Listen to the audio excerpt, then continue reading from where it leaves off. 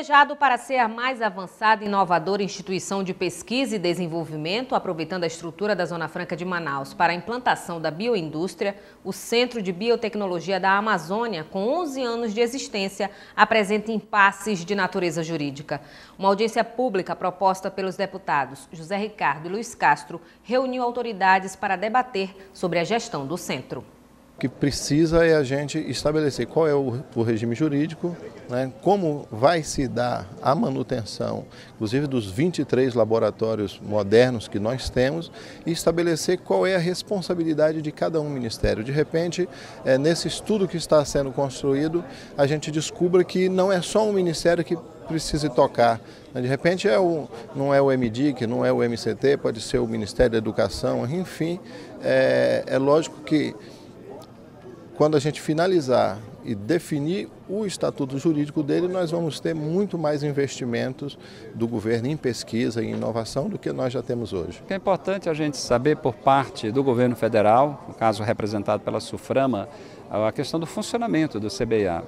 A questão jurídica, o Ministério, seu Ministério do Desenvolvimento e Comércio Exterior, que vai continuar sendo responsável, né, para dar o apoio, a questão dos recursos necessários para o seu funcionamento e principalmente a sua atuação, né, os seus objetivos, a sua área de atuação, quer dizer, quais são as perspectivas que tem de desenvolvimento a partir do trabalho do CBA, através das pesquisas, a implementação dessas pesquisas em produtos, serviços, em algo que possa servir à sociedade. Pedir ao governo federal, né, nos posicionarmos como uma forma de parceiros para solucionar um dos problemas que são fundamentais para que essa instituição tenha, de fato, o desenvolvimento, a pujança para a qual ela foi criada, que é nós possamos ter a institucionalização do Centro de Biotecnologia da Amazônia. A biotecnologia hoje é uma área importante e estratégica para o país, apontada pelo Ministério da Ciência e Tecnologia como uma das áreas prioritárias, e para o estado do Amazonas ela se compõe como uma área extremamente importante para o desenvolvimento econômico, para a área do bionegócio. E esse espaço foi criado para criar uma relação, ser um espaço de interlocução entre o setor produtivo e a academia. Nós temos pesquisas aqui que se iniciam e não são concluídas porque os pesquisadores estão aqui como bolsistas do CNPq e as bolsas terminam e eles vão embora. Então isso é dramático, você ter processos onde você tem um grupo muito pequeno de pesquisadores ligados ao centro e a grande massa de pesquisadores não tem uma relação de médio prazo, no mínimo de médio prazo, com o processo que aqui acontece. Nós sabemos que para desenvolver tecnologias novas, inovadoras, apropriadoras da nossa biodiversidade, dos conhecimentos científicos que já partem da pesquisa pura ou aplicada, nós precisamos de tempo. Isso não é pesquisa aplicada, desenvolvimento tecnológico não se faz no passe de mágicas. Da tribuna da Assembleia, o deputado Orlando Cidade, que preside a Comissão de Agricultura e Desenvolvimento da Casa, pediu a revisão da legislação ambiental do Estado. Segundo o parlamentar, o setor primário tem sido prejudicado pelo rigor dos órgãos fiscalizadores no cumprimento da lei. Essa questão ambiental no nosso Estado, como eu sempre pronuncio, é o engessamento da nossa economia. E o IPAAN se transformou no Instituto de Aplicação de Multas.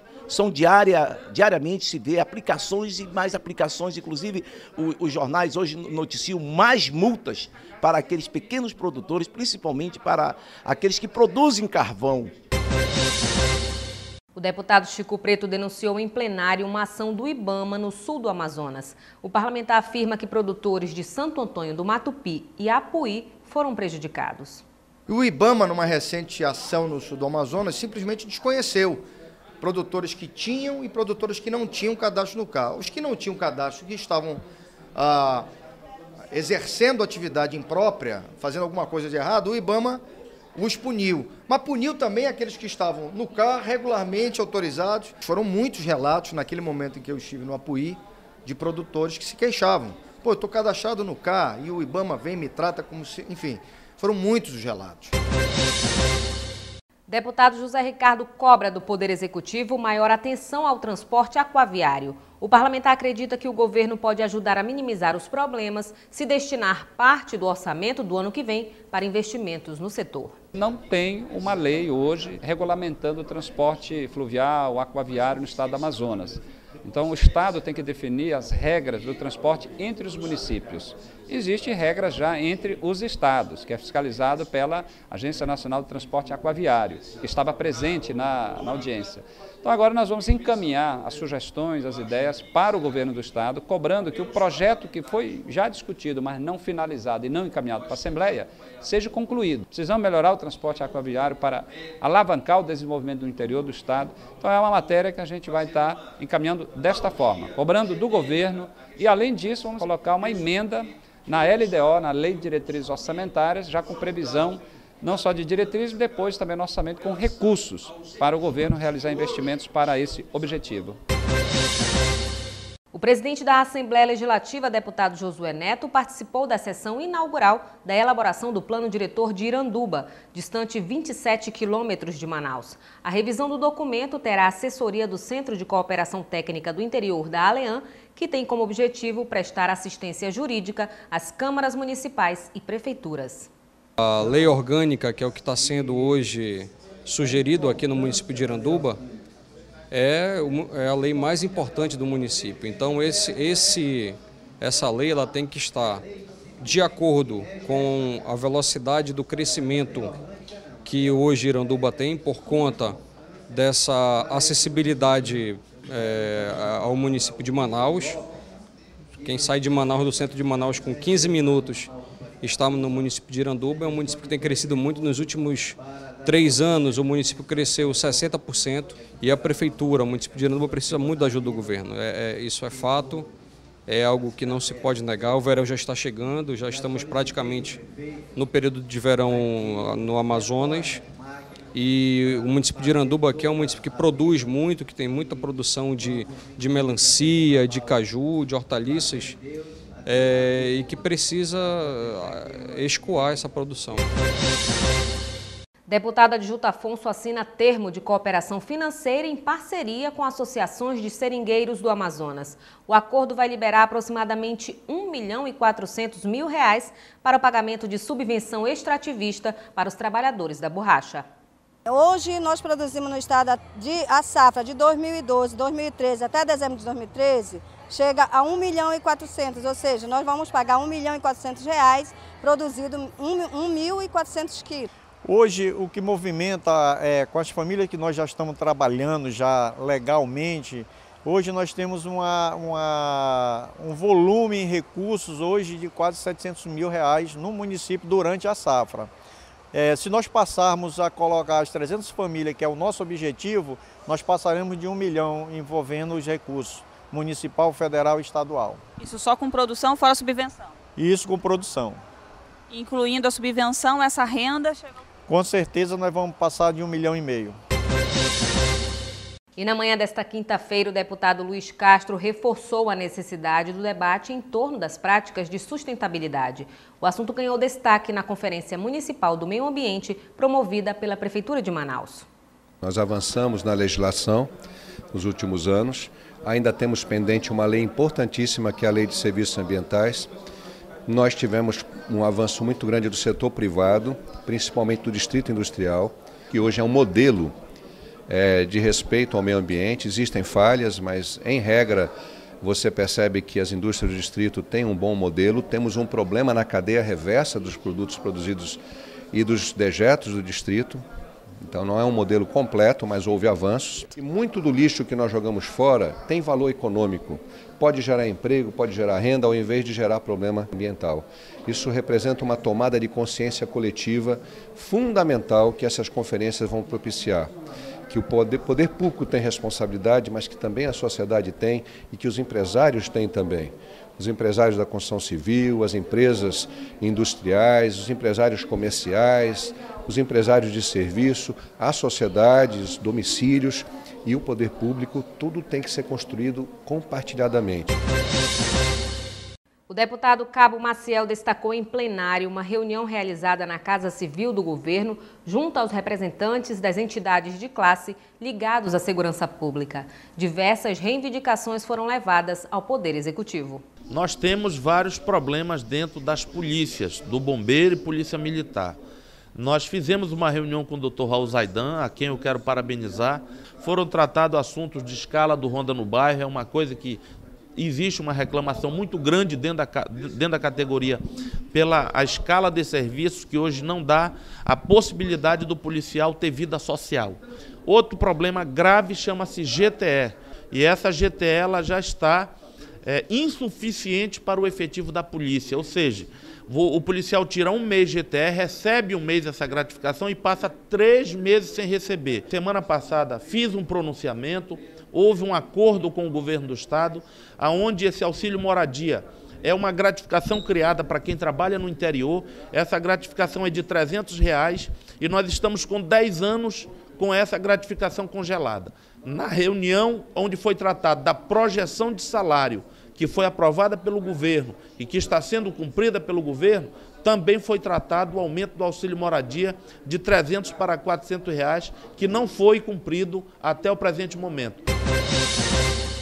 As dificuldades que a Agência Nacional de Aviação Civil impõe à operação de linhas aéreas no Amazonas foram denunciadas em plenário pelo deputado Marcelo Ramos. Segundo o parlamentar, a ANAC impede a operação da empresa MAP em diversos destinos sem uma justificativa plausível. Na verdade, a aviação regional é um problema sério aqui no nosso estado. Nos últimos anos, quase que monopolizada pela empresa Trip Linhas Aéreas, a única empresa que recebe incentivo fiscal no combustível. E agora uma nova empresa começou a operar no mercado, a empresa MAP, conseguiu 3 destinos e agora tem tido várias dificuldades para conseguir o 4º destino, que é a condição para ter o incentivo fiscal. A ANAC hoje nega pedidos de voos regulares da MAP por falta de estrutura em aeroportos em locais em que ela autoriza da Trip. Ora, se falta estrutura para as duas, até porque as duas voam com o mesmo tipo de aeronave. Portanto, nós precisamos enfrentar isso de forma a garantir novos destinos para a MAP, garantir que ela possa operar outros destinos que a Trip opera, para que aconteça, por exemplo, o que aconteceu em Parintins. Ao AMAP passar a ter voos regulares para Parintins, ela conseguiu reduzir o preço e oferecer mais opções de voo para a população.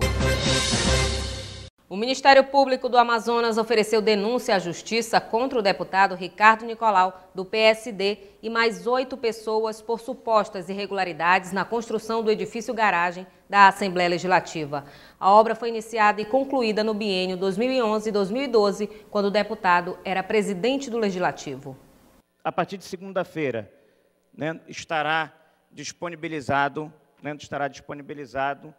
todos os laudos técnicos, todas as perícias, todos os documentos da engenharia da Assembleia que comprovam que a execução da obra foi toda ela dentro dos padrões de valores e padrões técnicos realizados.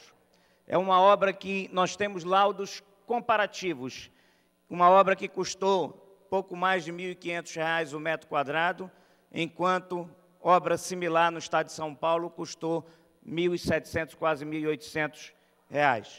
Não foi analisado a minha defesa por uma questão formal de data, que ele dizia que deveria ter sido feito em maio e foi feito em dezembro. Nós estamos encaminhando, eu, o deputado Marcelo Ramos, o deputado Zé Ricardo, para a mesa diretora, providência de cobrar as apurações, acompanhamento das investigações, para que a Comissão de Ética faça a sua parte, a mesa diretora também faça a sua parte. Nós não vamos fazer juízo de pré-julgamento, nós não estamos aqui nesse momento pedindo a cassação do colega parlamentar, mas nós não podemos ficar omissos diante dessa situação. Juntamente com o deputado Marcelo Ramos e o deputado Luiz Castro, nós subscrevemos um requerimento para o presidente da Casa, para a mesa diretora, que veja e encaminhe, vamos dizer, todos os procedimentos regimentais em relação a esse tipo de assunto. As acusações, o processo que foi encaminhado para a Justiça, para ser analisado, portanto, são acusações com documentos, e faça o encaminhamento regimental, analise, se for o caso, instaure algum procedimento interno também de investigação, ou encaminhe para algum outro órgão necessário dentro da Assembleia, porque são acusações que envolvem funcionários da Assembleia e também deputado da Assembleia, ex-gestor. Eu acho que nós temos que ser prudentes com isso. Não excluo e não digo que já há as condições necessárias, até porque isso não é uma briga de oposição e situação. E é importante que isso fique claro. Eu fico muito preocupado que comece a levar o rumo de ser uma briga de oposição à situação. Isso é uma briga de quem está preocupado que o dinheiro público gasto pela Assembleia, que não é pouco, seja gasto dentro das regras de probidade, de moralidade e de eficiência. Para um pronunciamento da Justiça, porque só a Justiça poderá se pronunciar sobre culpa nesse processo, a Casa não pode mais ficar tão distante desse processo. Então, conhecer o que o Ministério Público perguntou e conhecer o que a Assembleia respondeu é fundamental para que um juízo de valor seja formado com responsabilidade e com verdade acima de tudo. Ninguém, nesse momento, tem a capacidade institucional, inclusive, de fazer qualquer tipo de comentário mais direto a este assunto, exatamente pela falta da demanda das informações. Sugeri isso, inclusive, ao presidente deputado Josué Neto, que está instalando uma nova forma de administrar o Poder Legislativo, para que juntos a gente possa ter acesso a essas informações. Primeiro lembrar que essa casa, a provocação que recebeu do Ministério Público foi de forma administrativa e fez a resposta de forma administrativa. Portanto, até esse momento, essa casa não foi provocada judicialmente. O presidente Josué Neto fez todas as respostas que foram solicitadas pelo Ministério Público. Eu entendo que cada parlamentar, aqui é uma casa pública, portanto todas as informações são públicas. E entendo que o presidente Josué Neto, que na próxima semana já estará nessa casa, vai fazer todo o procedimento que é cabível, como já fez. A Assembleia Legislativa realiza sessão especial em homenagem aos Correios. A instituição está completando, em 2013, 350 anos de atividades. São 350 anos de bons serviços prestados ao Brasil, então a gente se sente orgulhoso como parlamentar fazendo parte dessa homenagem, mas especialmente como brasileiro, por ter uma instituição da envergadura dos Correios. É extremamente gratificante para esta casa poder homenagear aqueles que fazem desta instituição uma instituição grandiosa como é os Correios do Brasil. Hoje é muito comum que as pessoas se comuniquem através da internet, mas se a gente for lembrar um pouco desses 350 anos, a gente vai lembrar a importância de uma carta.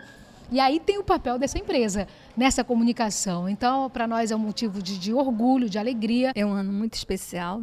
O ano todo nós vamos ter comemoração em relação aos 350 anos. E a gente está recebendo essa homenagem, motivo assim, de honra para nós. É muito importante porque nós, pela capilaridade Correios, a prestação também de serviço que os Correios prestam à sociedade brasileira, é um momento ímpar e vem só coroar mais ainda esse êxito pleno na nossa vida. No segundo dia de atividades do Parlamento Jovem, os estudantes tiveram um bate-papo com o deputado estadual Marcelo Ramos. Em clima de descontração, eles conversaram sobre política, maioridade penal e legislação. Quando abriram os portos no Brasil, o Brasil só tinha duas alíquotas de imposto. 10% para secos e 20% para molhados. Pronto, isso resumia tudo. O que entrou no Brasil é seco, 10%. O que entrou é molhado, 20%. Está resolvido. Agora deve ter pelo menos 500 leis de natureza tributária. Cada produto tem a sua lei. São os próprios colegas que são eleitores de quem vem para cá. Nós não fazemos só uma simulação parlamentar, não. Os alunos são eleitos de fato nas escolas. E antes disso, antes da eleição, recebem aulas de educação para a cidadania. Qual a importância do seu papel na hora das escolhas pessoais e coletivas. Isso aí vai mudar o meu pensamento da política. Vai mudar a minha forma de pensar, de agir dentro da sociedade. Boa tarde, sexta-feira, 7 de junho. Uma sessão especial para debater o tema Caboclos e Mestiços foi realizada no plenário Rui Araújo na manhã de hoje. De autoria da deputada Conceição Sampaio, o movimento popular que reúne os representantes desses tipos étnicos brasileiros apresentou as reivindicações à parlamentar. A principal fala da concessão de direitos indígenas e negros, inclusive pela lei de cotas estabelecidas para o acesso a vários serviços públicos que não são estendidos aos caboclos, maioria populacional da região, inclusive na ocupação das terras. E no mini plenário Bete Aziz, no 4º andar da Assembleia, o deputado Marcelo Ramos discutiu o transporte aéreo na Amazônia e suas dificuldades. Além do representante da Agência Nacional de Aviação Civil, os deputados estaduais Marcos Rota e Adjunto Afonso e o deputado federal Plínio Valério também se fizeram presentes. Tudo isso e muito mais você acompanha no Alean Notícias ou em www.alean.gov.br. Nos vemos segunda-feira. Excelente fim de semana para você.